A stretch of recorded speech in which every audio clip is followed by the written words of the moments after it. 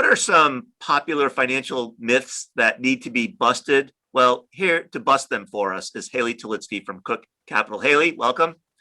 Thank you for having me. Pleasure. You recently wrote an article about these 10 myths that need to be busted. We're eager to have you walk us through them. Sounds great. So there is a lot of research out there, and the internet provides many great sources when it comes to educating yourself on your personal finances. It may seem like there are a lot of specific rules when it comes to finance, but your personal financial situation is unique to you, and finance is not one size fits all. So if you're already doing research online or on social media, that's awesome. I want you to keep it up, but make sure that you're fact checking your sources, keeping your personal financial situation in mind, and make sure that you do your research across all sources. Just because someone says something on social media doesn't mean it's right. Yes, that's a thing, something that we've all learned lately, I think. Yeah, especially over the last year. So when it comes to, I guess, let's start with the first one, whether people should carry a credit card balance and whether it actually boosts your credit score or not. Yeah, so I've seen online that people are saying if you carry a balance from month to month, that helps your credit score. And that is in fact not true at all. You want to make sure that you're paying off your credit card in full each month if you're able, because when you carry a balance from month to month, it's not only hurting your credit score, but you're also paying high interest on that balance that's being carried over. So make sure that you're paying that off in full each month, and make sure you're checking your credit score at least annually. Credit Karma is a free source. There's a few other ones, just to make sure that you don't have any outstanding bills that need to be paid, and to also check for fraud and things like that. Right. And the time-honored advice has been for people to set aside 3 to 6 months of living expenses in an emergency fund. What myth is need to be busted there? Yeah, so this is a great place to start. It's definitely a common rule of thumb.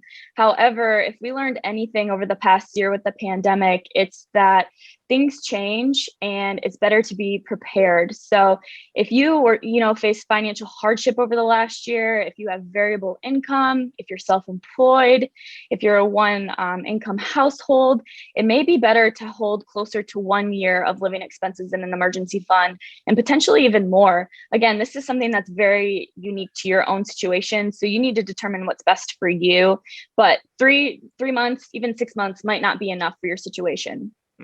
So we're in the middle of tax filing season, and lots of folks get excited when they get a large refund from Uncle Sam. Thoughts? Yeah, it might be nice to receive a large refund this time of year each year. However, that's not necessarily a good thing. Again, this is something that applies specifically to you.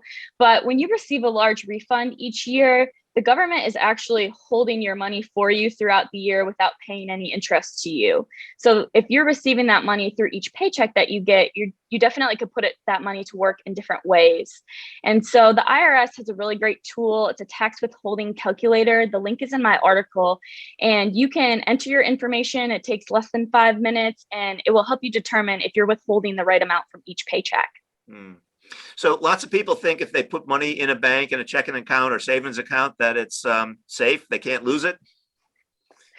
Yeah, when someone says that, I assume they're thinking of FDIC insurance, which covers you up to $250,000, like if the bank was to go under or something like that. But you want to keep in mind, with inflation and purchasing power, the value of a dollar today is worth more than the value of a dollar in a year, 10 years, 20 years down the road. So once you've got your emergency fund fully funded, you want to make sure that you're investing the rest of the cash that you have to allow that money to grow for you over time and to build wealth. Now, a big debate that many folks are having today is whether it's beneficial to buy a home instead of renting. What myth needs to be busted there? Yeah, so this is something that is 100% dependent on you. Where do you live? What is the housing market like for you? And do you have enough money saved for a down payment? Obviously, owning a home is great because you're building equity in that home, but there are a lot of costs associated with that, with repairs and things of that nature. So it may be better to rent for the time being, especially if you're in a high cost of living area. And there's not a lot of inventory right now with the housing market. So it may be better to rent, it may be better to buy. It just depends on your situation, but don't let people peer pressure you into thinking you have to buy a home right now because interest rates are low, or that's what everyone seems to be doing with the pandemic. It's completely personal to your situation. Yeah. So a lot of young adults I speak to are interested in investing, but they also think that they need a lot of money to do so.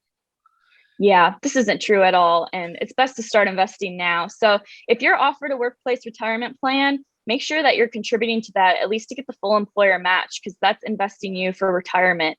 If you're not offered a plan, that's okay. There's a lot of really great custodians out there.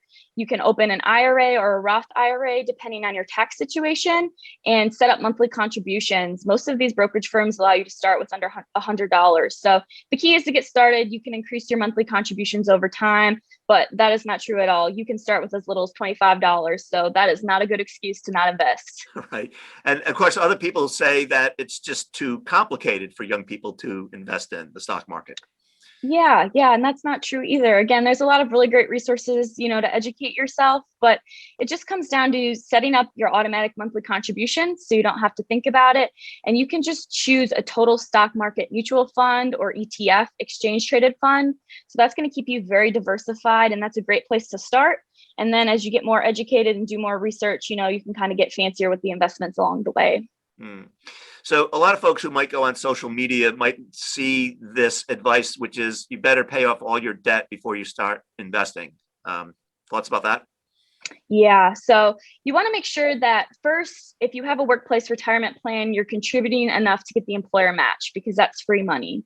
Second, make sure that your emergency fund is fully funded. Again, rule of thumb is 3 to 6 months of living expenses, but it may be more depending on your personal situation.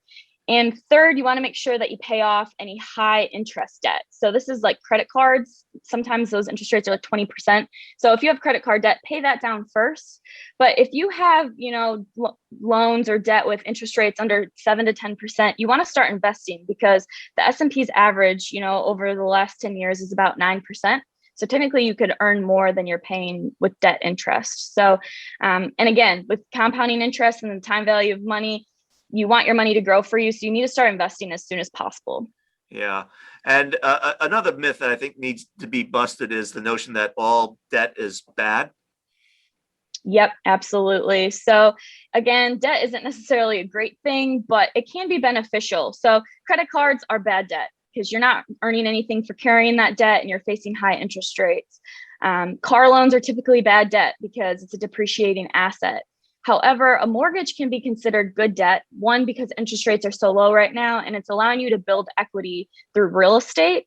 And student loans, you can go back and forth on this. I would consider it good debt if you have a solid repayment plan, because student loans allow you to achieve your career goals and probably make more money than you would without them. It just comes down to the management of them. Right. And a lot of young people I speak to think, what do I need insurance for? That's only for older people and wealthier people. Yeah, that's not true at all. So again, there's many types of insurance, but if you're renting, you definitely need renter's insurance to protect your belongings. Same thing with homeowner's insurance. If you have a family or outstanding debts, you want to make sure that you have life insurance. Term insurance is very cheap and it protects your loved ones if something were to happen to you.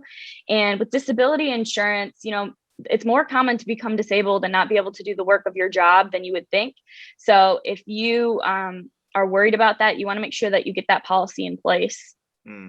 So, Haley, I really enjoyed chatting with you about these 10 financial myths that needed to be busted. Much appreciated.